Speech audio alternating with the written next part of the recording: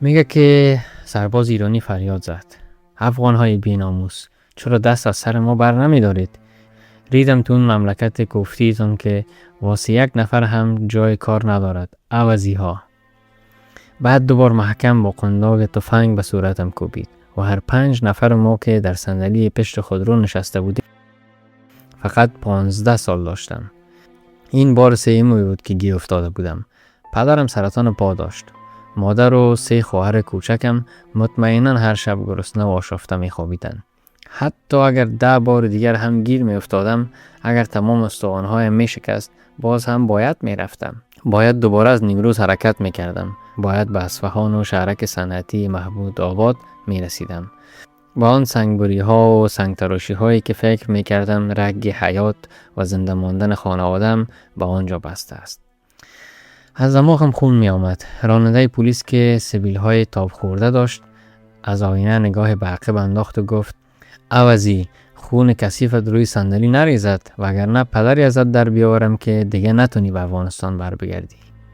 نمیدانم چی چیزی باعث می شد اینقدر از ما متنفر باشد که به چشمشان اینقدر پست و خوار و مسخ شده بیاییم. نمیدانم. شاید دیگران رفته بودند و در خاکشان کارهای زشت کرده بودند. شاید کسانی از این مرز چیزهای بدی با خود برده بود. اما من چی؟ درد من فرق داشت. این آتش و بیچارگی و غربتم فرق داشت. من می رفتم که با سنگچینی و جمع کردن آشغال و کلفتی برای کارخانه داران پدرم را نجات بدهم.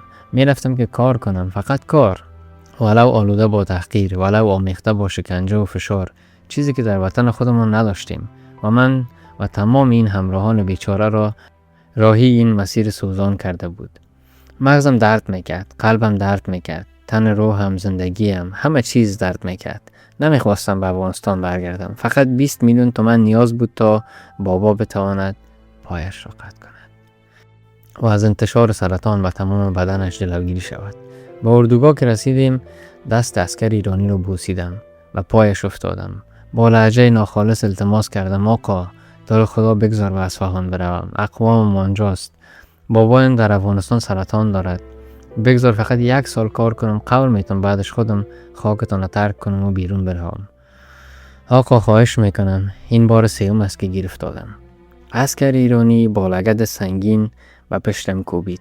صورتم به زمین خورد و خون دماغم روی خاک چکید. سرباز ایرانی استعداد ترحم نداشت. نمیدونست این 3 بار را چطور از دشت‌های زاهدان و از آن بیابان‌های داغ عبور کردم. یا شاید قانونشان چنین ایجاب میکرد. این طور ساخته شده بود. لابد فکر میکردند وقتی انسان‌های افغانی بدون اجازه وارد خاکشان میشود، آنها حق دارند هر نوع بی‌احترامی و هر نوع رفتاری را بکنند. سرباز با استهزا و کج کردن صدایش گفت که بابایت سرطان دارد و تخمم که به هر مصیبت گرفتارید. این عجز و نیازها را ببر پیش اون سیاستمداران وضعیتان، پیش اون خاکفروش ها. همان شب را که در اردوگاه سپری کردیم مدام خواب می دیدم در اصفهان هستم و کار می کنم. خواب می دیدم به درد پدرم خوردم، به درد سرطانی که احتمال درمان داشت، به درد خانوادم، ولی فقط خواب بود.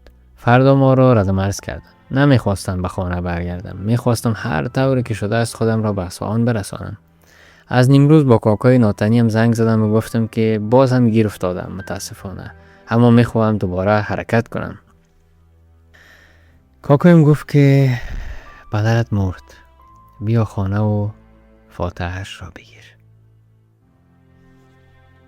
با امید روزی که وطن ما آباد و آرام شود و ما سرگردان نالان مهاجر کشورهای بیگانه نشویم. و السلام و خداحافظ.